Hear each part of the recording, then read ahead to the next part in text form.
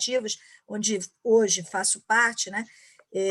Mas eu também entendo que a própria governança da empresa, né? E o que a gente está trazendo para essa discussão de governança e gestão para dentro de casa, né? Não só no órgão conselho, né? E, em termos de governança, né, na pauta está temas como independência do conselho, diversidade da composição do conselho de administração, né, a própria composição em si, em termos de expertise, a remuneração do conselho, a visão de ética, em que a gente consegue discutir dilemas éticos e entender que isso faz parte e ajuda, muitas vezes, a não tornar o que é complexo simplório, né? Então, essas discussões são importantes, e a própria visão de transparência do que a gente quer falar em relação ao que faz. Então, formalmente, digamos assim, ou conceitualmente, esses são os temas que estão dentro do que seria essa agenda ESG, né? E aí, uma constatação, gente, que todas as empresas no mundo, em maior ou menor intensidade, foco, e em diferentes ordens de prioridade em termos de que temas serão tratados, todas as empresas estão compelidas a trazer à pauta do dia os temas de ESG. E por que isso? Bom, primeiro, por conta dessa visão do novo normal e o que a gente chama, né, o Otto Scharmer chama de sociedade 4.0, né? É a sociedade onde a gente está vendo muito mais cocriação, ecossistemas, né? Em que a gente tem uma economia circular, em que finalmente se percebeu quanto uma coisa impacta no outra e como tudo, no fundo, estamos todos juntos num único planeta, né? Então, todas essas constatações é quase assim, eu sempre tenho dúvida se a vida imita a arte ou se a arte imita a vida, né? Eu gosto muito de pensar no filme Avatar, né? Não sei aqui se todo mundo viu, é um clássico, né? E no Avatar eu acho que a gente tem essa conclusão de que tudo está correlacionado e tudo interage, né? Então eu acho que a gente está no momento da humanidade que isso está mais em pauta ou está mais nítido, né? Mais percebido. Um outro motivo pelo qual as empresas estão compelidas a trazer à pauta do dia os temas de ESG é a própria questão da licença social para operar, né? Ou seja, quem também não estiver fazendo isso corre um risco de perda de reputação. E um terceiro foco é o fato de que, de fato, a gente está tendo uma maior concorrência no mercado. Então, gente, seguindo a ordem aí, para mim o que é claro é que, aí vamos ver aqui por que não está funcionando o nosso... Agora voltou. A verdade é que a gente vive numa realidade que demanda mudança. Ou as mudanças vão ser por consciência, ou conveniência, ou inteligência, né? Então, seja por um argumento mais no âmago, né, na essência da empresa, seja por uma visão de temer algo que possa ocorrer e dar errado, seja porque as pessoas às vezes fazem conta e veem que pensar no tema ESG significa dinheiro, talvez num médio e longo prazo muito maior do que se não cuidar dele, as pessoas vão cuidar, né? Muito bem. E aí, gente, eu gosto muito de pensar que aí, vindo para a nossa área de RH, né? Entendendo a área de RH como uma área que tem relevância, é reconhecida dentro da empresa como alguém que tem que puxar uma série de conversas, tomada de consciência, empurrar um aprendizado dentro da organização, a primeira coisa que eu acho importante aqui falar é que diferentes conversas criam diferentes realidades, né? E nessa questão, eu trouxe aqui só 2 impressos de materiais que não tem como, gente, a gente ver o tema ESG pipocando, ler headline de jornal, ler muitas vezes uma matéria de jornal, mas não ler artigos mais profundos. Se a gente quer ser profundo e aceitar que seremos, como área, provocados em perguntas, a gente tem que aprofundar o nosso aprendizado. E aí, eu trouxe aqui, né, sugiro vocês darem um Google aí, procurarem no World Economic Forum, vocês vão ver vários materiais que vocês podem estar se conectando, né, e está mergulhando. Esse aqui é um exemplo, né, que é como a gente harness, em inglês, é o quanto você cultiva a mudança, o passo de mudança, né, o ritmo de mudança com relação ao ESG. Eu acho um artigo muito interessante, porque ele traz alguns indicadores, assim, ou algumas dicas de como conduzir isso, ou como pensar de uma maneira estruturante no tema para ser trazido para dentro do negócio. E aí tem um outro livro, que eu não sei aqui, ele é um livro, já tem alguns anos de publicado, né? Que é Liderando a partir de um futuro emergente. Né?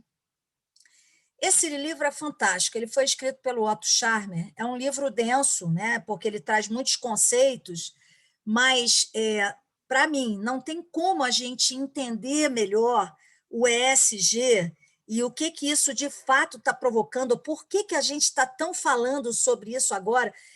A priori, eu poderia pensar, né, que é por conta da pandemia estamos falando, mas esse livro, que foi escrito em 2013, já falava do momento da tal da sociedade 4.0, em que a gente teria mudanças no mundo. Né? E, na verdade, o que é o nosso desenvolvimento individual, o desenvolvimento das organizações, é pensando nessa sociedade que está se formando e pensando, a partir do futuro, como que a gente tem que liderar hoje. Né? É muito interessante, porque nesse livro ele traz, para mim, pelo menos, nitidamente, essa questão que a gente tem falado muito hoje, do aprender, desaprender e reaprender. Eu gosto de falar aprender, porque, olha, eu confesso, quando eu li esse livro, muitos conceitos que estão ali colocados, eu estava lendo pela primeira vez, então eu aprendi. Ao mesmo tempo, eu vi vários conceitos de como era e como passaria a ser. Então, você desaprende e você reaprende uma nova forma de encarar. Então, 2 pontos que eu acho muito interessantes que ele traz nesse livro, e para mim muito interessante, porque eu estou falando com pessoas da área de RH, onde essas temáticas nos são caras, né? É a visão da evolução da sociedade, e, queira ou não, quem transita pela nossa empresa é a galera da sociedade, né? Não dá para separar. Né? E a visão de que diferentes países no mundo estão vivendo diferentes momentos da sociedade. Então, o que ele chama de sociedade 1.0, né, que está lá em alguns países, uma sociedade com muita hierarquia, foco no controle. A sociedade 2.0, em que se dá um foco maior no que vai ser crescimento e competição. Uma sociedade 3.0 é como ele intitula, uma sociedade já organizada para considerar diferentes grupos de interesse. No final das contas, é uma sociedade focada já no que tem a ver com conceitos da sociedade, normatização para a sociedade viver melhor. Né? E o que ele chama da sociedade 4.0, né? Que é o que ele chama do emerging whole, né? O todo emergente, em que os conceitos que passam a existir é a visão da cocriação e colaboração. A gente já está vendo isso no Brasil. Né? Aliás, muito interessante, no livro ele faz várias menções, às vezes, ao Brasil, é bem legal. Né? Depois alguém comenta, eu não estou vendo o chat aí, né? Depois vou ter tempo de olhar. Se alguém quiser comentar que leu as suas impressões, é bem bacana para compartilhar aqui com todos nós. E a outra coisa que eu acho interessante, mensagem nesse livro, é quando ele fala dos impactos, né, do que a gente está vendo hoje, caos climático, food shortage, oligopólios financeiros, pobreza. Né? E isso trazendo uma clareza de que a gente necessita um novo mecanismo de liderança coletiva colaborativa que realmente permita uma constelação diversificada de pessoas, players, né, que consigam conectar o que ele chama de co-sense, né, que seria co-sentir ou quase assim a empatia, né, constante, e o co-criar. E o que é mais interessante é que ele fala que, para isso ocorrer, a gente precisa ter, como indivíduo, presença. Presença não no sentido de aparecer aqui, mas no sentido de estar presente, vivendo agora, escutando e conseguindo interagir, então, de uma melhor audição, com uma audição ativa mais presente. Aí vocês vão falar assim, pô, Cláudio, por que você é, se ateve a falar sobre isso? Porque, gente, se a gente quer mudar o patamar das conversas que a gente tem numa empresa, e se a gente quer ser alguém que traga isso, não adianta, a meu ver, a gente falar somente sobre mecanismos como dos reports do WEF, né, que trazem uma coisa muito mental, né? A verdade é que reais mudanças ocorrem quando a gente consegue trazer para a mesa algo da emoção e algo que faça sentido para o espírito e para o coração das pessoas. Isso é a minha vivência, é a minha prática, inclusive em conselhos.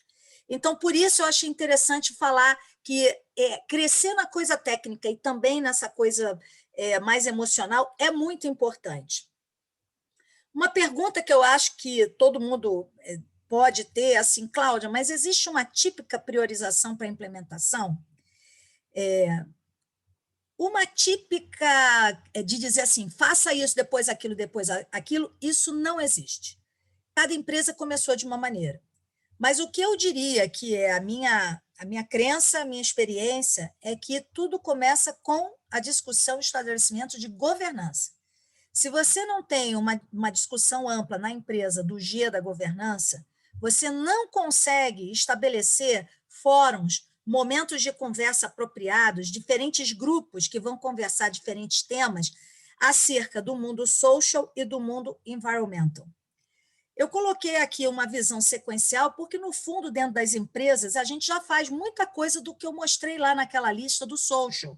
Mas talvez a gente fizesse mais pela lei, que é a conveniência, do que por entender que isso, de fato, é maravilhoso para a cultura, para a retenção de talentos, que é a consciência, né?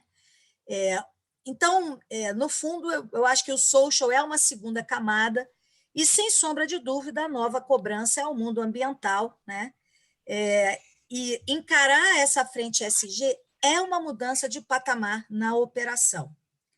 De novo, isso ocorre no management level, né, no nível da alta liderança, cascateando para toda a organização, mas eu também queria dizer que várias pesquisas feitas, esse é um relatório da UI, da Ernst Young, né, feito agora com um grupo enorme de conselheiros, Brasil, Argentina, Chile, referente ao quais são as prioridades da Agenda 2021 dos conselhos de administração. E esse foi o resultado, né? Então, para quem nunca teve a oportunidade de ir numa reunião de conselho de administração, pessoal, eu posso garantir a vocês, durante muito tempo, quase 100% de uma reunião era para olhar o que está aqui no item 6, de resultados, desempenho, metas, né? Hoje em dia, isso até é olhado, mas deixou muito de ser o foco principal da reunião. Sem dúvida, o que aparece aqui como prioridade da Agenda 2021, número 1, é o gerenciamento de riscos, porque a gente sabe que essa pandemia não estava em provavelmente quase nenhum mapa de riscos nas empresas por aí. Então, todo mundo foi pego de calça curta, né?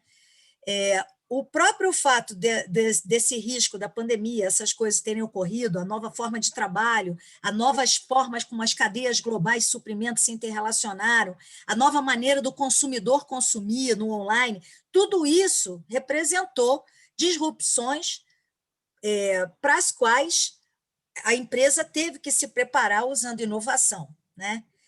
Em terceiro, vocês veem aí os critérios ambientais, sociais e de governança, que a sociedade tem cobrado, mas muito, a gente tem lido muito sobre os investidores cobrando. E quarto, transformação digital e novas tecnologias. Eu acho que tem gente com o microfone aberto, se puder fechar, acho que é melhor, né? Eu acabei de mutar. Aí a gente tem, em terceiro, a visão dos próprios critérios ambientais, sociais e de governança, né? Em quarto, transformação digital, que, no fundo, é uma resposta tanto ao que tem que ser feito de inovação, quanto à própria visão de critérios ambientais, sociais e governança, é uma maneira de tornar isso próximo às pessoas. Em quinto, planejamento estratégico de longo prazo e alocação de capital. No fundo, para esse planejamento estratégico ser discutido de uma maneira coerente, não ocorre sem a clareza e a discussão dos 4 itens anteriores. E, por fim, resultados. Enfim, como diz no relatório, será preciso se debruçar sobre esses temas com uma visão holística. Isso é o que eu falo da visão circular, a visão de entender causa, consequência, e tudo junto e misturado, né? Ou seja, um sistema bem complexo. E para solucionar ou para conseguir lidar com um sistema complexo, a gente só consegue se a gente engajar múltiplas disciplinas e competências, né?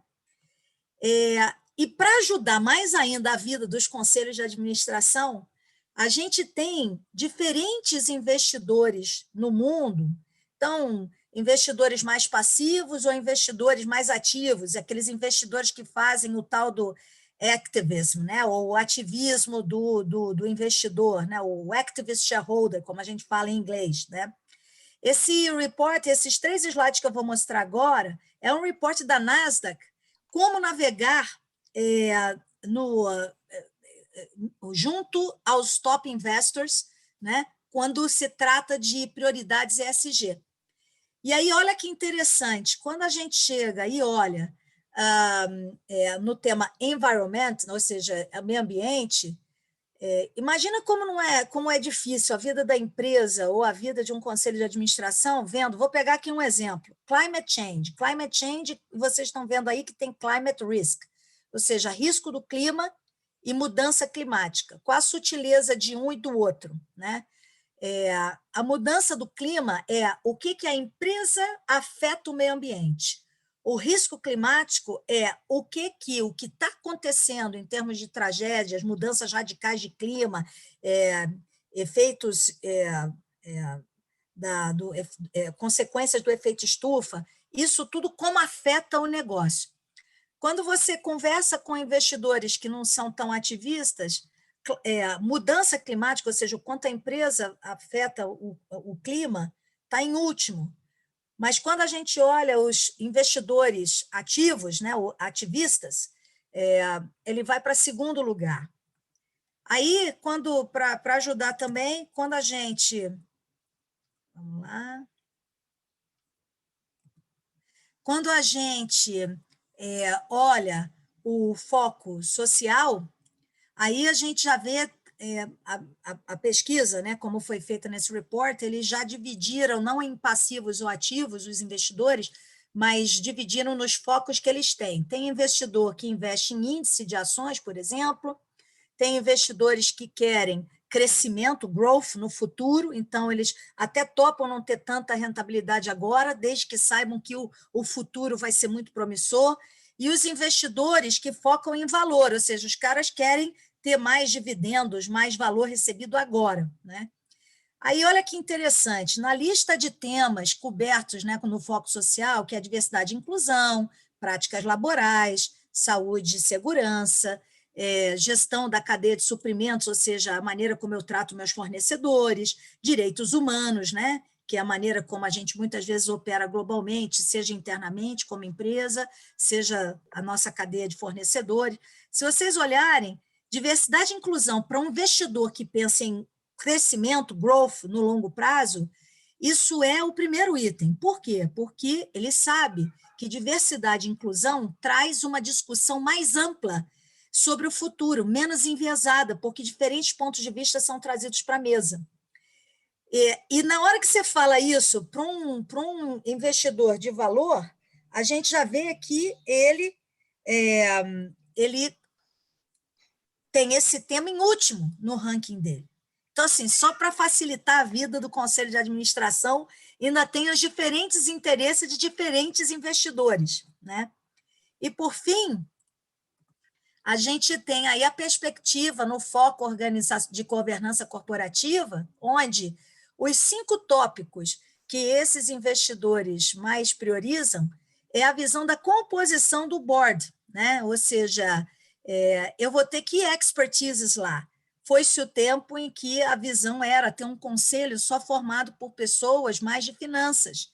A visão agora é ter um conselho que lá nesse conselho tenha pessoas que consigam, sim, trazer e fazer provocações um pouco mais, até como eu falei, emocionais, que muitas vezes é muito diferente de uma perspectiva mais matemática, assertiva, de indicadores, né? Então, vocês veem, o primeiro item é board composition, né? O segundo, a remuneração desse board e a remuneração dos executivos, em termos de entender o quanto essa remuneração incentiva a empresa realmente no longo prazo ou não, só para o curto prazo. Isso é uma pergunta. E vem a visão também de diversidade no conselho, direitos de acionistas e a própria alocação de capital. Então, o que eu quis mostrar com isso é que a vida não está fácil, nem para os conselhos, nem seja por conta de vários temas a serem tratados, né? E no meio de um momento de pandemia, com riscos, né, eminentes, assim, ao mesmo tempo também várias provocações diferentes vindo de diferentes investidores, né?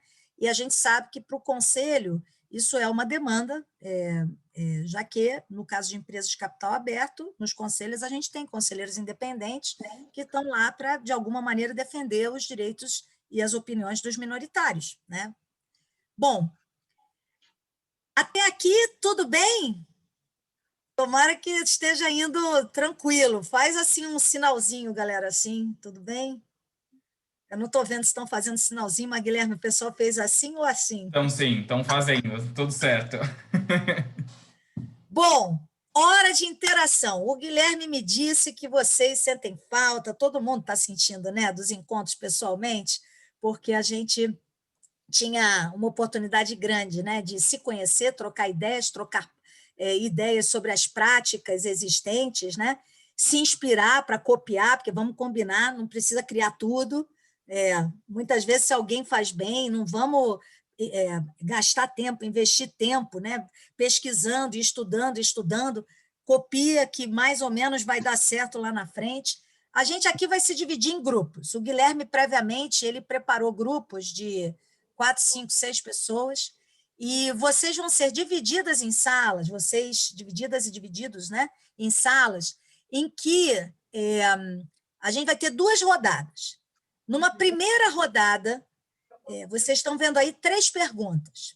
Quais temas de ESG são relevantes na minha indústria? Quais vão se tornar relevantes? Quais dados e indicadores estão disponíveis hoje em minha empresa em relação aos temas de ESG? Quais programas e estruturas existem em minha empresa para conscientizar, educar e incentivar a liderança em relação aos temas de ESG? Então, isso daqui é uma primeira rodada que vocês vão ser levados e levados para salas. A ideia é que vocês terão 15 minutos na sala. Eu sugeriria começar a responder a pergunta 1, depois a 2, depois a 3. Por que eu falo isso? Porque, como a gente não sabe quem vai cair em cada sala, o meu medo é colocar uma pergunta 1 e rapidamente, né, tem um grupo, às vezes, mais pragmático, responde e fica sobrando tempo. Normalmente não é isso que tem acontecido, falta tempo nas salas de discussão, né? Mas, enfim, como são 15 minutos, a ideia é que vocês invistam os primeiros 4, 5 minutos, um se apresentando para o outro, e usem os outros 10 minutos para, de fato, discutir nessa ordem a pergunta 1, 2 e 3. Sugiro que, nesse momento, vocês tirem foto dessas perguntas aqui da primeira rodada. Tira foto, quem está no celular, dá aquele cliquezinho assim que guarda a tela, quem está no computador, pega e tira uma fotinho simples, né? Porque não vai aparecer essas perguntas para vocês nas salas. Então, para vocês saberem as perguntas a serem discutidas, é isso. Vocês vão ficar 15 minutos na sala, depois vão voltar para cá, e a gente vai deixar ou algum grupo falar um pouco sobre o que discutiram, né, 1 ou 2 grupos, durante alguns minutinhos, e aí vocês vão ser redirecionados novamente para outra sala, com novos participantes, ou seja, hoje ninguém sai daqui sem conhecer pelo menos outras 9 pessoas, né?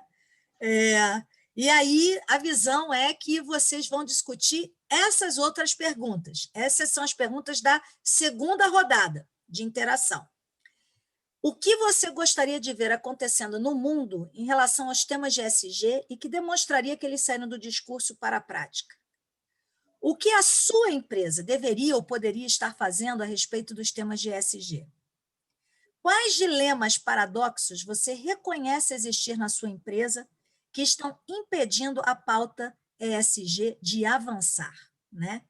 Então, não troquem a primeira rodada para a segunda rodada. Eu só mostrei aqui a segunda rodada novamente. Tirem a foto aqui da segunda rodada, porque a minha ideia é que não vou voltar a mostrar esse slide aqui entre a primeira e a segunda rodada. Então, vocês já têm que ter essas perguntas com vocês para poder discutir adequadamente nos grupos, né? Nos mini grupos que vocês vão formar. Ok? Todo mundo entendeu? Tudo certo? Todo mundo fazendo assim? Então, Guilherme, Tudo por certo. favor, comanda aí a primeira rodada. Ótimo. Pessoal, então eu vou abrir aqui as salas. Vocês vão receber uma notificação do Zoom mesmo na tela de vocês. Vocês precisam aceitar para irem para a sala, tá? Então eu vou abrir agora. E se alguém não receber essa notificação, me avisa, por favor. Acabei de abrir. Vão aceitando essas notificações, que aí vocês já vão direto para as salas de vocês.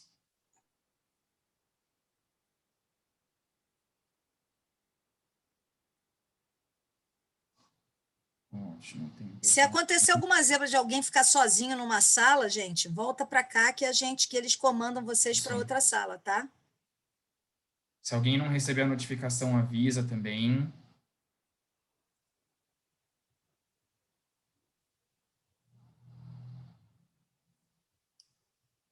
Tem algumas pessoas que ainda estão aqui. Sabrina, Marcelo e Shirley. Vocês receberam a notificação ou não?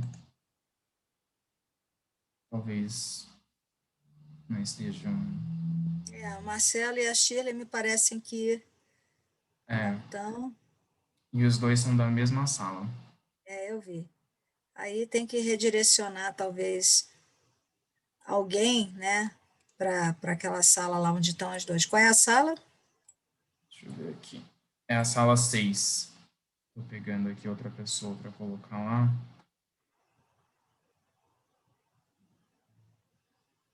Na sala 7 ali está repetida. É que ela entrou por dois lugares, dois dispositivos, por isso. Tem uma pessoa que acho que caiu e ela entrou aqui.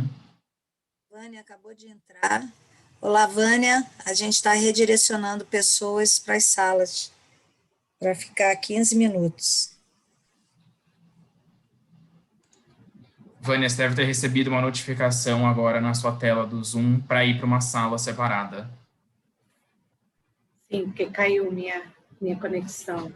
Me manda, Guilherme. Não recebi, não. Aqui de novo. Vê se você recebeu agora. Não, Guilherme.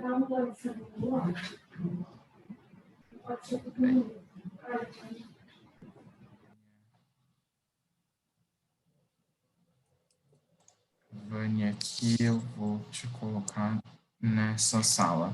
Eu acabei de te colocar de novo. Ainda não?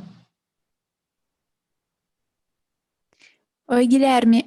Tatiana Graziano aqui. Eu caí. Tem como você me colocar numa sala também? Claro, claro. Deixa eu só te colocar agora, porque tem algumas outras pessoas do Deutsche Bank que eu não quero te colocar na mesma sala. Ah, tá ótimo. Com eles. Me dá um segundo. Sem problemas. Deixa eu te colocar. Tatiana, sala 4. Vê se você recebeu a notificação, Tatiana.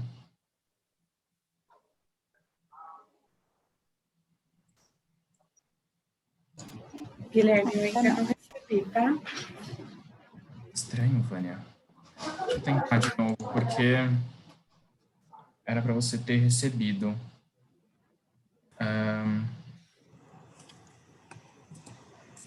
Tatiana, você recebeu? Ainda não. Será que é alguma configuração do Zoom de vocês? Se eu não me engano, esse negócio para ir para a sala tem que ter uma configuração mínima.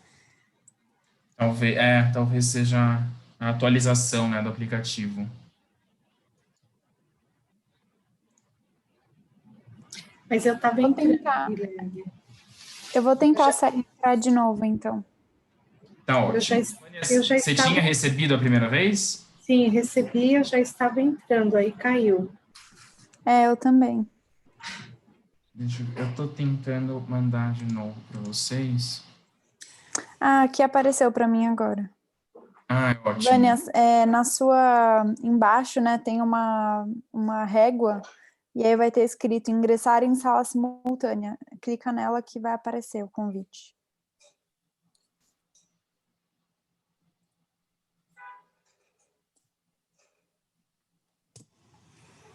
Ótimo.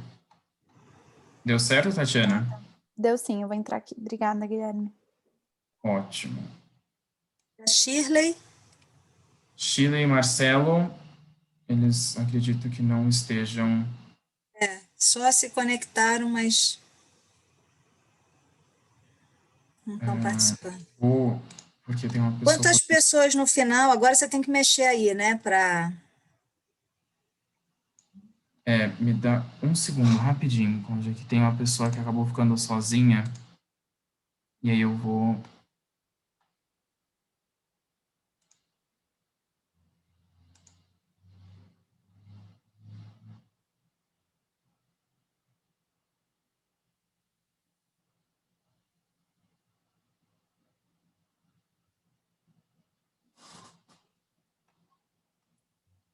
Pronto, acho que agora todo mundo que tá, né, aqui assim, já Beleza. está na Agora sala. você tem que dar reformula. Quantas salas no final com pessoas tiveram? Agora, considerando todo mundo que entrou, a gente ficou com 8. 8 salas, de mais ou menos 5 pessoas? Entre 3 e 5 pessoas. Ok, 3 e 4, mais ou menos, ok. E agora você vai formar as próximas salas da rodada 2, né? Isso. Já estou com um modelinho aqui pronto, aí eu vou só, a hora que o pessoal voltar, eu vou só colocando certinho na sala. Eu atrasei 10 minutos do que era o nosso tempo aqui. Mas eu acho que dá tranquilo. Acho que a gente consegue fazer. Cibele, você tá me escutando? Acho que ela caiu de novo. Ah, não, ela foi pra sala, só que ela tá sozinha. Vou colocar ela na outra sala. Vem pra cá. Você manda aquele negócio avisando as salas, faltam 5 minutos? Mando sim. Consigo enviar por aqui. Manda uma mensagem agora dizendo assim, faltam 6 minutos, Tá. por favor.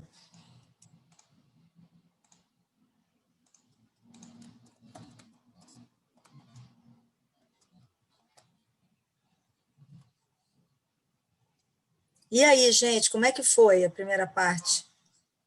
Tá indo bem. Eu tô tentando trocar de sala, na realidade. Tô indo pra minha outra sala agora, tá? Tá bom, beleza. Ô, Gui, temos um problema. Diga. Ah, não, na realidade não temos, não. Vou ficar na sala 7 agora, porque a sala 6 são de dois que não... Sim. Pode. A gente ficou com Cuidando da 8 5 e da salas no 7. final. Tá bom, beleza. Obrigado.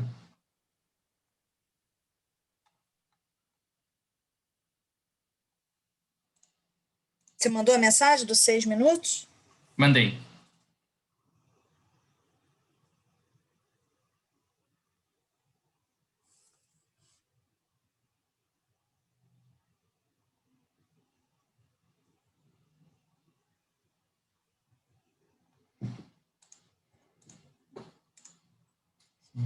Segunda rodada.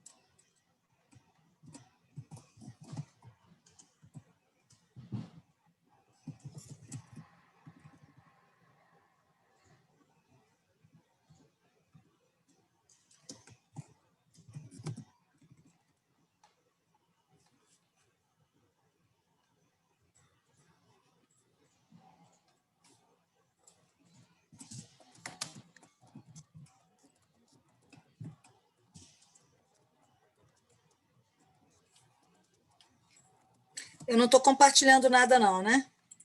Não, não tá não.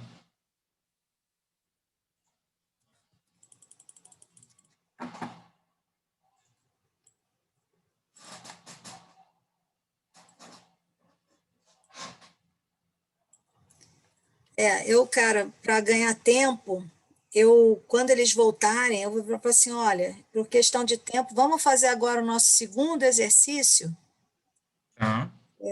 Aí eu já vou deixar eles direto no segundo exercício, para eles terem 12 minutos, e aí a gente junta nessa conversa final, porque eu acho que a gente ganha tempo. Você está preparado aí? Já com o segundo round? Não, eu preciso de um tempinho porque eu não conseguia colocar 2 grupos de salas. Então, quando o pessoal voltar, eu preciso assinalar todo mundo. Eu preciso de pelo menos uns 2, 3 minutinhos para eu conseguir fazer essa troca de todo mundo. Tá bom. Então eu vou pedir só para uma pessoa falar, porque aí a gente já pede, vou ouvir só um comentário de alguém que queira falar. Tá. E aí é o tempo para você poder encaminhar os grupos. Falta 2 minutinhos para trazer a turma. Falta 2 minutos. Acabei de mandar aqui.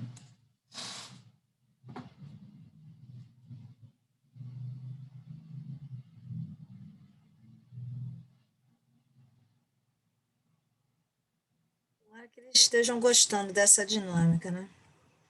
É, Eu não estava vendo as caras das pessoas, carinhas boas, ou tá tudo de câmera fechada? Gente, esse negócio da câmera fechada é foda, né? Não, tinha um pessoal de câmera aberta assim. E tem uma pessoa aqui. Sara, tá entrando uma Sara aqui. E fica aparecendo para mim, de admitir as pessoas. Aparece para vocês também? Sim, sim, aparece. Eu que estou admitindo todo mundo que está entrando. Olá, Sara. A Sara, não sei se ela estava em alguma sala. Sara, você está escutando a gente? Ah, acho que caiu de novo. Esse problema da internet também é complicado, né? Uma hora você está no evento, outra hora você cai.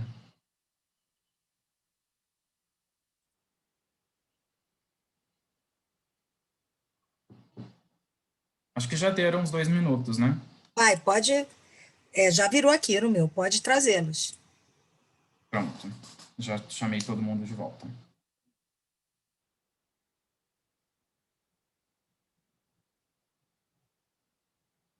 Voltando.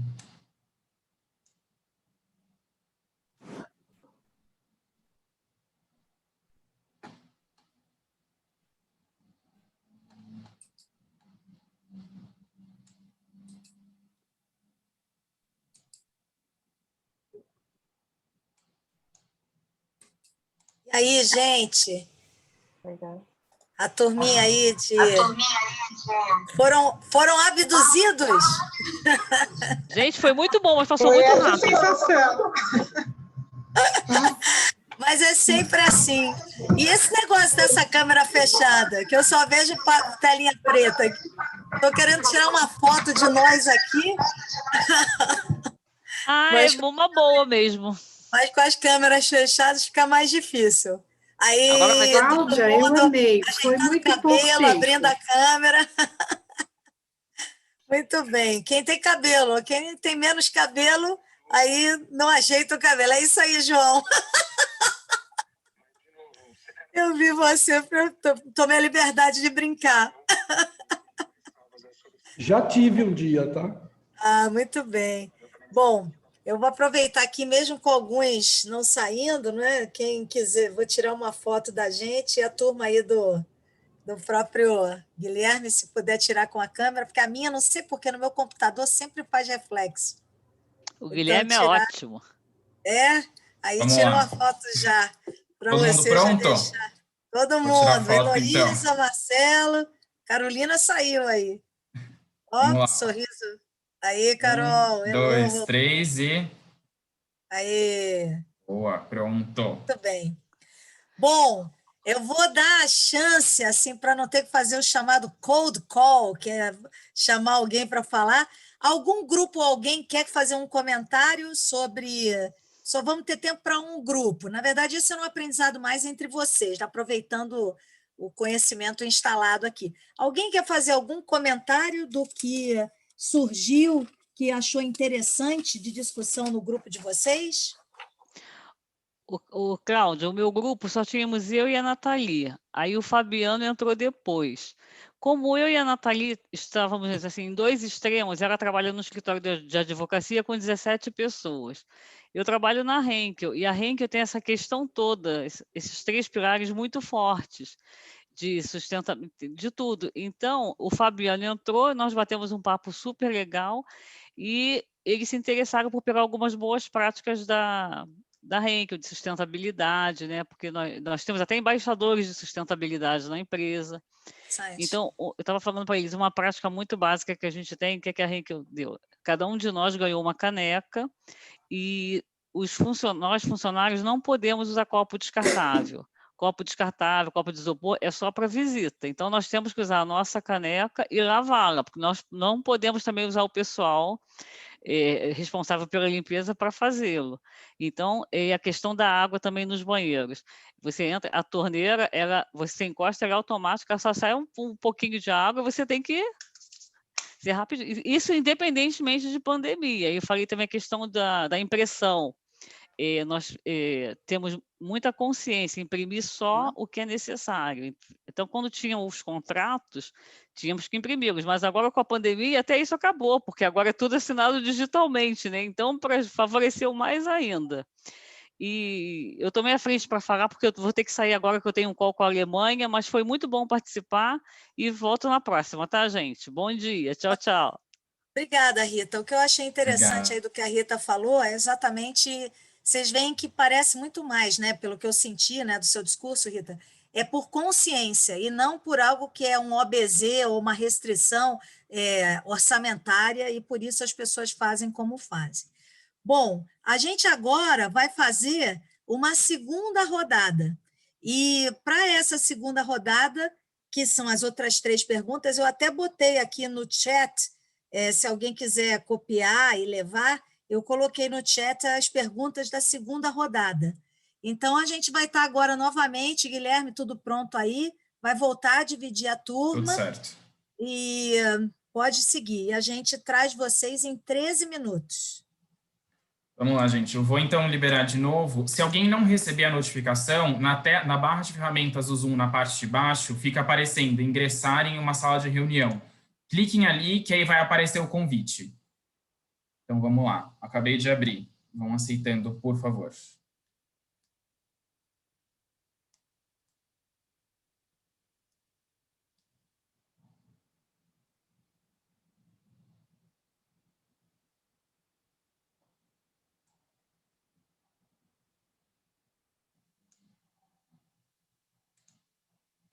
Vamos lá, tem pessoal que ainda não foi. Todo mundo recebeu o convite. Alguém está com algum problema? Silvia, Cibele, Shirley, Marcelo. Eu acho que o Marcelo e a Shirley não estão mesmo plugados, né? Silvia, Cibele, vocês estão aí?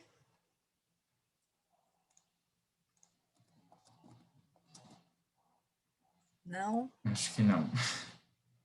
Ok. Tá, eles estavam...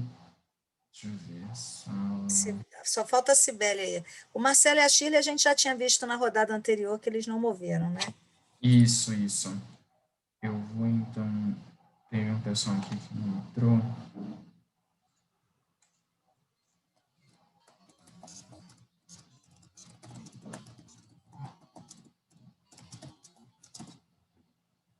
Estou só movimentando aqui para ter um número mínimo de pessoas por sala.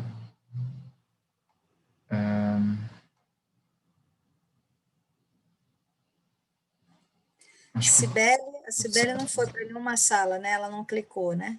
Não. Cibele, você teve algum problema para ingressar? Ou... Você não está aí. Acho que não tá. Às vezes elas deixam, né? Pronto, ó. Ó, o Marcelo apareceu, ou saiu ou... Deixa eu ver aqui. aqui se tá tudo certo. Acessar um pouquinho mais. Foi. Bom, acho que tudo certo.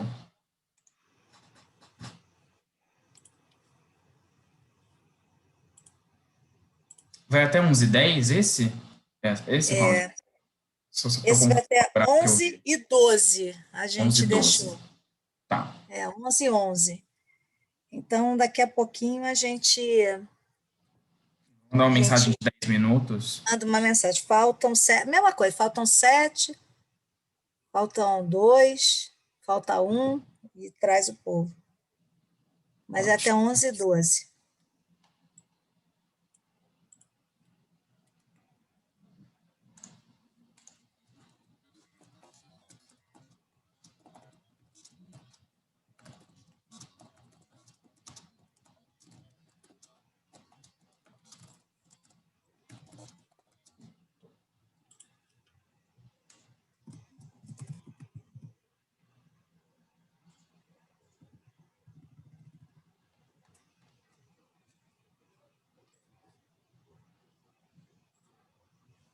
A Cibele ficou e a Shirley também. A Shirley mandou aqui. Desculpem, estou ouvindo a apresentação simultânea, um trabalho e não consigo participar das discussões em grupo. Obrigado. Sem problema, Shirley. Faz parte do home office. Está assistindo várias coisas Tá ao mesmo cheio de gente fazendo isso, não é? Fica fazendo várias coisas ao mesmo tempo, faz parte. É assim mesmo. Eu também estou escutando várias pessoas que estão fazendo isso. A Carla entrando. Entrou. Deixa eu ver. Carla, eu vou colocar ela. Carla, eu vou te colocar em uma sala agora, tá? Vamos ver se ela recebe. Não, Carla. Ah, foi. Pronto. Uma sala que tinha menos gente, já deu uma equilibrada.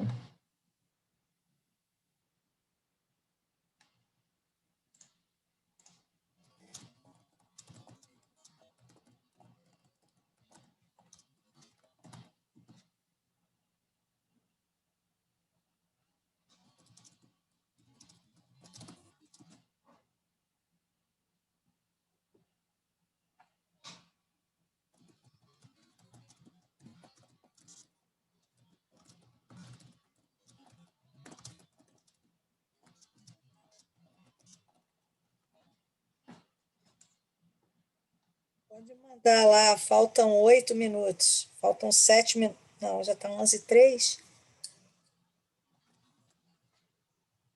Pronto, mandei que falta 7. Você mandou? Faltam 7? Mandei.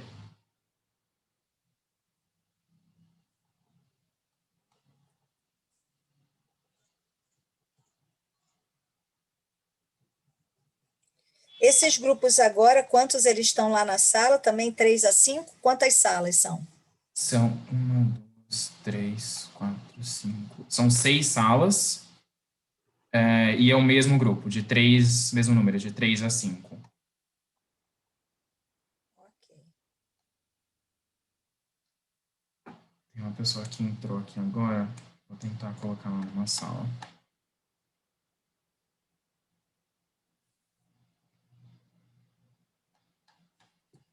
Ellen? Ah, não conectou. Ellen, eu vou te colocar em uma sala agora, tá? Vê se você recebe a notificação.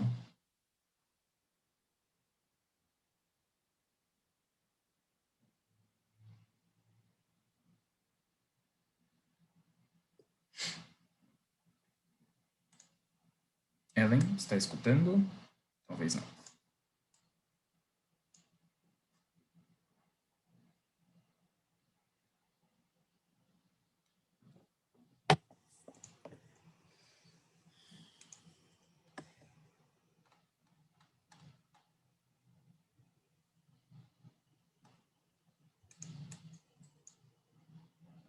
Ótimo.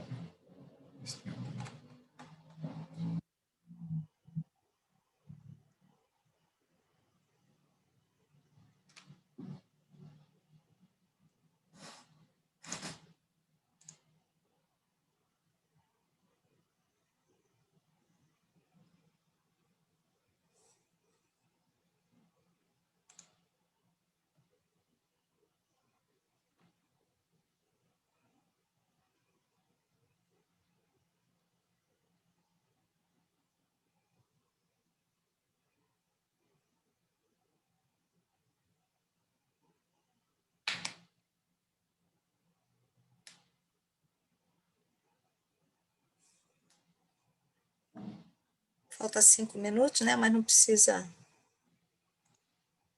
Vou esperar mais um pouquinho e mandar uma mensagem de 3, talvez.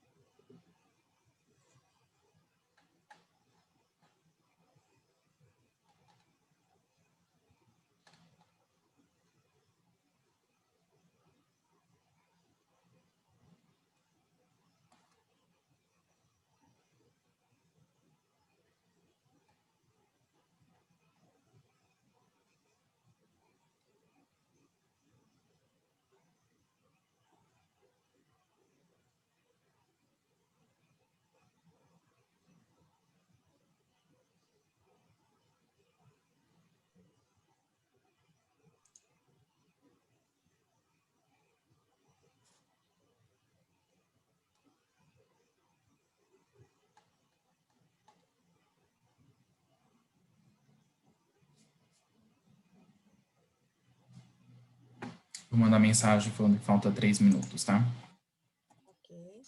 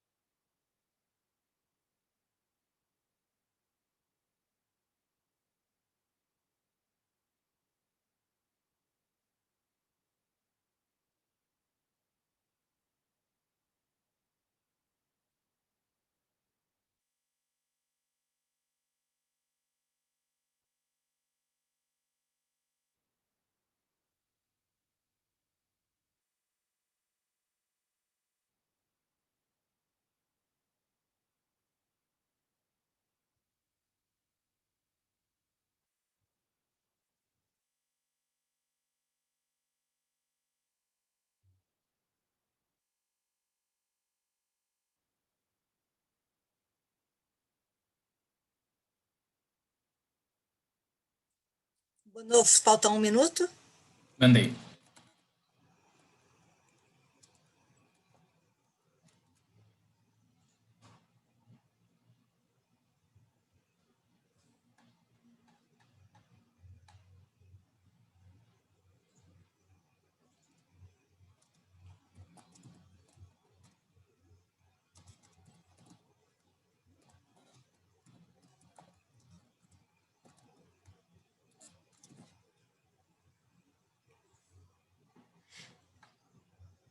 Pronto, vou chamar todo mundo, tá? Ok. Salas fecham em 30 segundos e eles receberam notificação para voltar.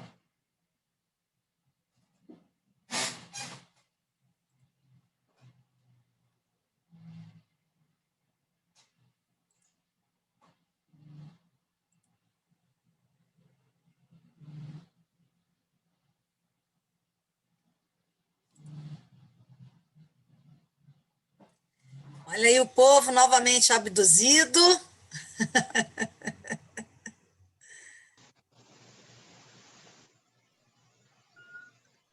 E aí, gente? Todo mundo voltando. Nossa, que coisa boa. E aí, como é que foi? De novo, vamos fazer a mesma provocação. Algum grupo quer comentar algo que conversou? Eu confesso a vocês que eu tenho muita predileção por aquela pergunta do dilema, né? Porque a gente, às vezes, pensa que um tema vai ser resolvido de uma maneira simples, mas tem coisas complexas que geram dilemas, né? E viver essa ambiguidade faz parte, né, do nosso dia a dia como executivo. Alguém quer comentar? Independente dessa pergunta, alguém quer comentar algo? Quero um grupo falando de algo que discutiram, que foi sei lá, um insight ou algo percebido ou conversado entre vocês? Ninguém quer falar?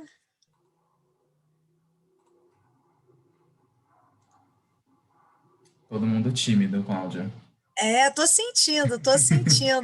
Tomara que tenha sido bastante bacana nas salas, né? Porque às vezes a gente não fala realmente em público, mas na sala a coisa flui, né? Mas, enfim, a gente vai ter a oportunidade aqui de voltar daqui a pouquinho, né? Porque a gente está reservando aí os últimos 7 minutos para a gente ter uma conversa de perguntas que vocês ainda tenham. Como não houve nenhuma manifestação, né, tomara que vocês tenham tido a Eu oportunidade. me manifesto, Cláudia. Opa, que beleza! Aê, Fê! Aí, Vamos lá. Fernanda. Quando eu penso num dilema, e aí óbvio que eu estou olhando esse dilema dentro da empresa pelas minhas lentes, tá? As que aqui estão e as espirituais que não estamos vendo, né? Fazendo aí uma brincadeira. Eu entendo que o dilema começa no fato de que uma boa parte da liderança da companhia onde eu estou hoje sabe que precisa dar importância ao tema, não conseguiu ainda se aprofundar. E não porque não queira, mas porque tem tanta coisa que a pandemia nos fez ter que resolver e que, portanto, não pôde se aprofundar com o cuidado e com o carinho necessário que o tema pede. E aí fica muito complicado caminhar e entender que isto faz parte, que é importante para o todo, que vai trazer resultado para o todo, que se eu, como companhia, não entrar nisso, eu posso sim ser barrado de participar, inclusive, de alguns bons negócios, porque algumas grandes companhias já se posicionaram que, se você não fizer parte dessa brincadeira, não te quero como meu parceiro de negócio. Então, acho que o dilema está muito nisso. E penso, pelo menos eu tenho tentado fazer esse papel dentro da companhia, de ser a pessoa que também pouco entende, mas que está chamando todo mundo, todos os meus colegas no conselho aqui no Brasil, no seguinte sentido: vamos tentar agora entender um pouquinho mais aqui como é que a gente melhora no tema da governança? Vamos tentar, então eu estou tentando fazer esse papel para eu também aprender e ajudá-los a diminuir a ansiedade que esse dilema tem trazido para os negócios. Não sei se eu me expliquei. Interessante. Perfeito. Não, e no fundo eu acho que é isso mesmo. Você tocou 2 pontos. O dilema, faço quando eu tenho tempo, faço agora, tudo junto e misturado, mas aí não vai sair com tanta qualidade, vai sair um pouco imperfeito, e eu acho que isso é angústia, principalmente em indústrias, uma cultura mais de engenheiro, as pessoas querem fazer tudo no 100%, né? E não, assim, não existe mais isso, gente. No mundo complexo, ambíguo, incerto e rápido, em que governança e velocidade precisam encontrar um equilíbrio ótimo para andarem juntas, né? Então, assim, no final da minha apresentação, eu deixo um slide em que eu tenho o meu e-mail e tenho o meu site. No meu site eu tenho artigos, tenho vídeos, e eu tenho, inclusive, um vídeo recém-publicado, né, em que eu falo sobre não existe mais o 100%. E, no fundo, é quase assim um pano, né, um lencinho de amor ao coração, de falar assim, não sofre não, está todo mundo não conseguindo fazer 100%. Então, só isso, a pessoa ela já fala assim, então tá bom, deixa eu caminhar. Eu acho que isso que você trouxe é muito interessante, e o que você trouxe, que eu acho que reforça o slide que eu apresentei, que é um pouco assim, como é que a gente ordena os temas? A governança, depois social, depois o ambiental, ou vice-versa. Eu acho que, às vezes, não conseguimos mesmo colocar todos os temas ao mesmo tempo com a mesma relevância. E cada realidade de empresa precisa ver em que momento está. Uma empresa mais familiar, muito provavelmente, está no momento de focar mesmo na governança, até para ter certeza que a empresa não depende daquele fundador ou daquele dono, e ela evolui saindo de uma empresa 1.0 de comando e controle para uma empresa 4.0 colaborativa, em que a gente tenha realmente as pessoas se sentindo parte, podendo contribuir, tendo autonomia, sendo escutadas, né? E é um processo para isso ocorrer. Eu vou voltar para perguntas e respostas aqui. Eu tenho 3 últimos rápidos slides que eu queria compartilhar com vocês. Eu acho que vocês estão vendo aí, né? Estamos vendo, Guilherme? Sim, já está aparecendo. Em que, assim, o que eu achei interessante, eu falei para o Guilherme, que eu achava que, assim, eu vou dar minha perspectiva sobre o que eu acho que é uma jornada interessante para a gente pensar de uma maneira pragmática, Cláudia, como é que a gente consegue, como área de RH, tentar empurrar esse tema dentro da empresa, né? E aí eu trouxe aqui alguns itens que, no fundo, referem-se muito às perguntas que vocês discutiram. Se vocês perceberem, a primeira pergunta que eu botei na primeira rodada, ela fala sobre explicar o que significa ESG, né? A gente ter certeza que a gente tem mais pessoas na empresa, toda a liderança, todos os stakeholders, dentro, fora, de alguma maneira, a gente explicar e ensinar o que significa ESG. ESG numa perspectiva global, numa perspectiva do setor onde a nossa indústria atua, da minha empresa e do próprio indivíduo. Por exemplo, eu esqueci o nome da pessoa que saiu da Henkel. Rita. A Rita, ela trouxe perspectivas super interessantes de compreensão do significado de ESG no âmbito individual, usar a sua caneca, né? Isso tudo tem a ver com ensinamentos do que são práticas, o que são formas da gente chegar e pensar que traz o ESG para a prática, né? Segunda ação, coletar, organizar dados e indicadores sobre o tema. Eu confesso que eu coloquei isso nessa lista aqui, porque em muitas empresas a área de RH virou área de gente de gestão. E quando a gente fala de gestão, nada mais é do que a gente tentar organizar ou apoiar uma área financeira, uma área de estratégia, em como que a gente vai acompanhar determinados indicadores sobre o tema ESG. De novo, no World Economic Forum, nos materiais lá do WEF, tem muita perspectiva, análise sobre que indicadores estão sendo discutidos globalmente, inclusive fazendo parte de iniciativas globais de reporting para como a empresa vai reportar os seus resultados, né? Enfim, então eu acho que esse é um segundo passo para ir atrás. E na hora de ter isso, como que a gente vai sensibilizar, conscientizar e organizar as lideranças, né? Quando eu falo sensibilizar, né, é a visão mesmo da gente trazer, por exemplo, assistir vídeos, né? Gente, eu não sei se vocês tiveram oportunidade, Netflix, coisa que hoje todo mundo tem, teve 2 documentários que trazem uma perspectiva de meio ambiente, que para mim, de novo, também foi muito aprendizado, é aquele Cowspiracy, né? E agora o novo, que é o C de mar, né? SAE, Spiracy. E o outro é de Cow, é como se fosse conspiração das vacas e conspiração nos oceanos, né? Nos mares, né? Cow e Sea Spiracy, né? E em vez de conspiracy, né? Em vez de conspiração. E aí, esses documentários ensinam muito. Esse que eu botei aí na minha apresentação é um com esse Antônio Nobre, em que ele faz uma extrapolação pensando no ser humano, o corpo humano, uma galáxia de sistemas celulares, e como tem essa inter-relação. E, a partir disso, a gente pode extrapolar para o que são relações colaborativas no ambiente de trabalho, né? Eu gosto muito disso porque, de novo, o que mobiliza é a emoção. E quando eu falo organizar as lideranças, é um pouco de pensar. Por exemplo, a Rita comentou sobre um grupo de embaixadores. tem empresas organizando uma estrutura funcional de sustentabilidade ou de ESG dentro das suas estruturas, né? Então, esse trabalho de sensibilização, conscientização, pode ser palestra, pode ser uma área funcional formada, né? Pode ser grupos de estudo sobre temas que a gente quer avançar, e aí esses grupos de estudo avançarem, reaprendendo e implementando novas práticas, a serem conduzidas ou não pelo CEO ou o conselho, mas por diferentes lideranças dentro do negócio. E aí eu trouxe 3 exemplos, um numa área de governança, né? Por exemplo, apresentação de resultado. Normalmente é um tema de governança, gestão, né? Onde eu apresento o quê?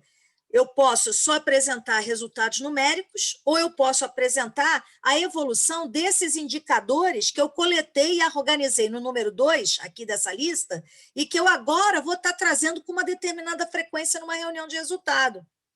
Eu vou falar aqui de um tema de social, a gente mudar um processo de recrutamento e seleção, fazendo um novo procedimento, processo, em que a gente obrigue que sempre teremos 2 candidatos homens, 2 candidatas mulheres, ou mínimo 50% dos candidatos finais para uma vaga serem pessoas negras, ou para a gente tentar chegar próximo do que é a realidade da demografia brasileira. Então, isso, você mexer com essa prática, ok, dá mais trabalho, vai demorar mais tempo o processo, cheio de gente enchendo o saco, mas se a gente tiver uma liderança mais consciente, a gente consegue emplacar isso. Isso é uma coisa de social. E a outra, por exemplo, uma nova forma de aprovar CAPEX, em que toda vez que alguém traga um CAPEX, a pessoa sempre traga o seguinte, olha, esse aqui é o CAPEX que a gente quer aprovar, se a gente pensar em fazer como faz hoje, mas se a gente quiser mudar algo que vai ajudar a emissão de carbono, vai mudar a matriz de energia da empresa, o investimento, em vez de ser tanto, é tanto, e o retorno, talvez, em vez de ser em 1 ano, passa a ser em 2 anos.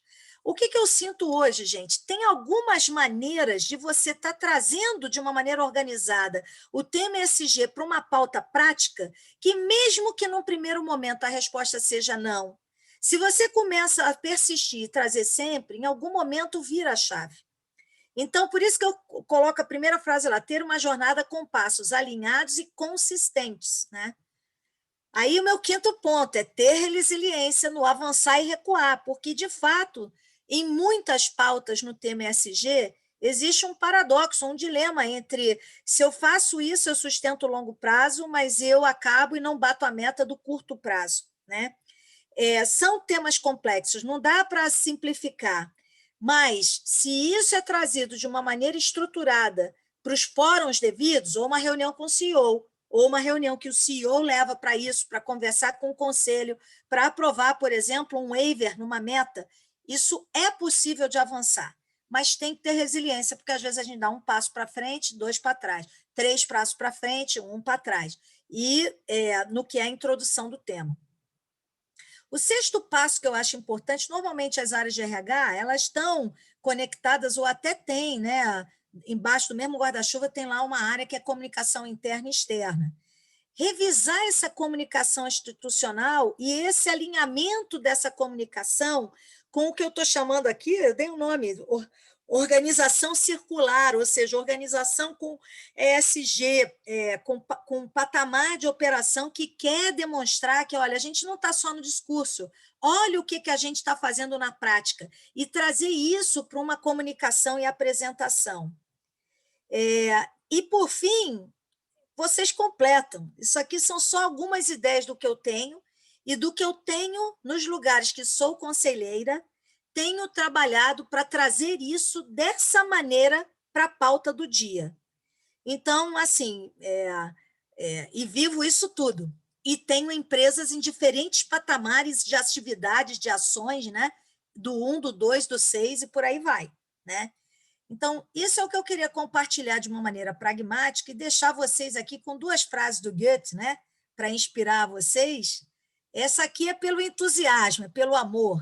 Quando uma criatura humana desperta para um grande sonho e sobre ele lança toda a força da sua alma, todo o universo conspira a seu favor. Então, Eu acho que essa é uma frase bem inspiradora do Goethe para a gente entender que esse desafio dos temas ESG numa organização, ele é um tema de longo prazo, médio e longo prazo, e de construção pouco a pouco. E a outra frase que eu gosto também do Goethe, né, em inglês, né, and if you don't know this dying and birth, you're merely a dairy guest on earth. Se você não entender que a vida tem essa questão do morrer e do nascer, né, do construir e dessa coisa circular que tem uma causa, uma consequência, e as coisas vão se alimentando entre mortes e nascimentos. Essa coisa, como eu chamei, circular, né? Se a gente não entender isso, a gente simplesmente veio na Terra como se fosse um convidado, mas a gente não está se comprometendo em realmente viver, né? Então, gente, é isso. Espero que o que eu tenha trazido aqui ajude vocês, inspire para descobrirmos, né, diferentes caminhos, cada um que está aqui na sala, para que a gente possa ir adiante e ter resultados muito melhores, né? No curto, médio e principalmente no longo prazo, que é o que traz a longevidade das organizações. Como eu falei, esse é o meu site, né? Tenho também um canal de YouTube, Cláudia Elisa Oficial, que lá tem muitas das coisas que eu falo, acaba virando vídeos que eu posto lá e que podem ser acessados por vocês, tá bom? Muito obrigada, deixa eu stop sharing, e aqui eu abro, temos aí, bom, a priori seria 3 minutos se terminarmos às 11h30 em ponto, mas eu tenho até 15 para meio-dia, tenho 15 minutos se alguém quiser fazer perguntas, para a gente expandir aqui o nosso dia. Ou perguntas, ou comentários, ou algum insight. Fiquem à vontade. Ótimo. Pessoal, só rapidinho antes da gente abrir as perguntas e comentários, a gente vai lançar aqui para vocês a pesquisa de satisfação do evento. Tá? É uma pesquisa bem rapidinha de 3 perguntas para vocês responderem. Eu peço por gentileza que vocês respondam para a gente sempre melhorar a qualidade das nossas atividades para vocês. Então, agora, queria abrir para perguntas, comentários. Queria ver se alguém tem alguma pergunta, algum comentário para fazer, algo que quer comentar com a Cláudia. Tem alguma pergunta? Ficou curioso com algo?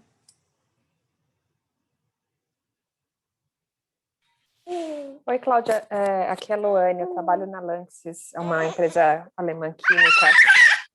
A gente está com esse desafio da implementação de diversidade. Eu vi que você falou um pouco do recrutamento e seleção. Eu queria saber se você tem alguma prática interessante, diferente, que você já viu ou que você gostaria de indicar para quem ainda está iniciando esse desafio. Olha, a prática que eu vejo que é interessante para ir canalizando, para a gente trazer a bordo, é realmente essa questão de tentar trabalhar no final list.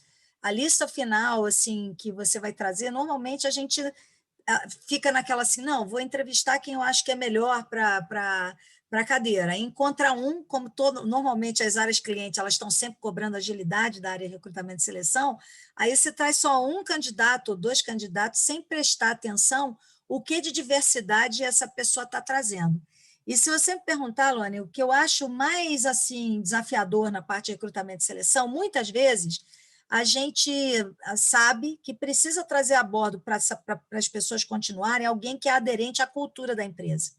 Mas também alguém que é aderente demais à cultura atual da empresa, não necessariamente alguém que vai conseguir trazer transformações do que a empresa, como está hoje, precisa se transformar para ser uma empresa pronta para o futuro, né? Então, assim, o que eu entendo, né, que precisa ser isso é mais assim, a gente tentar de alguma maneira, negociar mesmo com as áreas clientes para elas segurarem um pouco e a gente ter um compromisso que sempre vai trazer alguém com diversidade. Aí, quando eu falo alguém com diversidade, eu quero chamar atenção. Eu falei o exemplo de homens e mulheres, 2 mulheres e 2 homens, uma mulher e um homem, um branco e um negro, um branco e um negro. Mas eu vejo também assim outros tipos de diversidade. Alguém, por exemplo, que seja de São Paulo ou alguém que seja no Nordeste. É muito louco, gente, mas eu ainda presencio reuniões em que, na hora que um nordestino começa a falar, ou alguém do Sul, que fala cantado do Rio Grande do Sul, as pessoas riem, ou olham e se entreolham. É muito louco, verdade. mas isso ainda ocorre. Então, isso também é uma diversidade, tem um astral diferente. Então, em outras palavras, talvez mostrar como a gente está trazendo essa diversidade para o que é o final list, a lista final de candidatos para entrevista com a área cliente. Entendi, bacana. Legal, obrigada. Ótimo, obrigado, Luane. Alguém que mais quer fazer alguma pergunta, algum comentário? Eu tenho, Cláudia, meu nome é Eduardo, eu sou sócio da Signo, que é uma consultoria de recrutamento de executivos. Para a Celebre, inclusive, a gente faz para a governança também. E é muito pertinente o que você acabou de colocar, porque a gente se depara muito com o início, né, na hora de definir o perfil junto ao cliente, que eles querem a questão da diversidade, mas chega na hora, né, aos 48 do segundo tempo, acabam caindo na mesmice, né, como você acabou de colocar. Você vê isso, né, nas empresas que você acaba sendo, né, conselheira, que isso vem mudando, porque até no grupo que eu discuti com a própria Fernanda, a Vanessa e a Nádia, eu vejo, né, isso, né, por parte dos clientes, que isso vem mudando gradativamente, não é uma mudada, não é um turnaround, não é uma mudada de chave de uma hora para outra, mas, de novo, que as empresas precisam sair da zona de conforto e esperar, talvez, ao invés de apresentar o candidato em uma semana, e aguardar mais uma ou duas, né, para trazer isso. Então, você vem percebendo esse movimento também gradativo? Eu percebo. Já começa pelos conselhos de administração. Assim, é impressionante, pessoal, como está tendo renovação, novas empresas, principalmente familiares, formando seus conselhos consultivos, algo que eles não tinham. É um investimento de dinheiro, né? Então, eu sinto que esses conselhos, aí eu confesso, mais diversos, porque estão trazendo mulheres, né? Incrivelmente, ainda é difícil trazer o negro, né? Porque temos poucos negros em cargos de liderança mesmo, né? Ou experientes, né? Que vivenciaram, né, posições de diretor, VP, presidente, que acaba que, para as empresas maiores de capital aberto, acaba sendo sempre um perfil buscado. E é uma pena não ter, porque fica assim, todo mundo pensa, um conselheiro, aí todo mundo lembra da Rachel Maia, né? Porque que está aí na mídia e só vem a Rachel Maia na cabeça, né? E não pode ser isso, né? Eu estou exagerando aqui, né? Obviamente está tendo vários materiais e revistas publicando sobre Afro Generation, e muitas pessoas estão aparecendo no LinkedIn. Eu fico encantada com a quantidade de pessoas diferentes, negros, ganhando espaço nas publicações. Isso é ótimo, né? E eu fico lendo e vejo que perspectivas diferentes, né, novas. Confesso que eu mesma, como mulher, estou tentando fazer a minha parte, né, de estar publicando materiais, etc., no LinkedIn, para trazer um ponto de vista diferente, que fala da vulnerabilidade, do aprendizado, do que eu caí, do que eu levantei, do que eu tive dúvida, do que eu fiquei angustiada, que normalmente a gente não vê as pessoas falando, né, desses pontos de vista. Mas eu vejo, no âmbito dos conselhos, sim, uma mudança ocorrendo mais rápida. No âmbito da gestão, ou seja, para dentro da empresa, o que eu vejo é que a pressão do tempo de resposta em cima da área de RH, ela direciona um comportamento não tão inclusivo, vamos chamar assim, né? E isso precisa ser negociado. É uma batalha que, assim, olha, a gente topa não negociar isso esse ano, mas a partir do ano que vem, gente, já tem que ter. E aí é um pouco do que eu brinco, que a área de RH ela tem que ter essa visão mais ampla, com uma visão mais estratégica. E se não tiver, contratar consultoria que ajude a pensar, pessoal. Porque, assim, também eu vejo isso por conta dos impactos de orçamento. Muitas estruturas de RH foram juniorizadas, tirou um diretor, às vezes, mais experiente, promoveu um gerente, não tenho dúvida do potencial da pessoa, senão não teria sido promovida ou promovido, mas, ao mesmo tempo, a pessoa também está mais novo, né, numa posição que demanda muita exposição agora para outros fóruns, para outro público. Então, o que eu vejo é que para dentro de casa de cada empresa, por mais que o conselho cobre, existe a questão do tempo de resposta e existe a questão da capacidade de argumentação que é necessária para empurrar essas mudanças de prática dentro da empresa. Legal, ótimo. É isso mesmo, a gente, enquanto consultoria, a gente precisa muito do apoio do RH para endossar o que foi dito lá na primeira reunião, né? Então, você vai para algumas posições que são, por exemplo, predominantemente masculinas, como a área de finanças, uma área de engenharia, que no final das contas, se você quiser velocidade, você vai apresentar uma shortlist de candidatos de um CFO de 5 candidatos homens, né? Então, o RH precisa, né, desse time e segurar a pressão das áreas de negócio para justamente ter esse lead time de entrega para apresentar a shortlist com mais equidade, né? Então, o RH é fundamental numa tomada de decisão como essa. Mas obrigado, Cláudia. Ótimo. Obrigado, Eduardo. Mais alguém tem alguma pergunta, algum comentário que queira fazer? Não? Ótimo. Perfeito. Então, Cláudia, primeiro eu queria te agradecer pela sua apresentação, pela sua participação. Bastante gente já está mandando aqui no chat que adorou a palestra, que adorou o evento. Então, com certeza, te trouxe muitos insights para todo mundo. Muito obrigado. E obrigado a todos que conseguiram participar hoje. Espero que vocês tenham gostado. E a gente se vê, então, em um próximo evento. Um ótimo dia para vocês e um ótimo restinho de semana. Ok, muito obrigada, Guilherme. Obrigada a todos e vamos juntos. Um beijo. Tchau, tchau. Obrigada. Obrigado.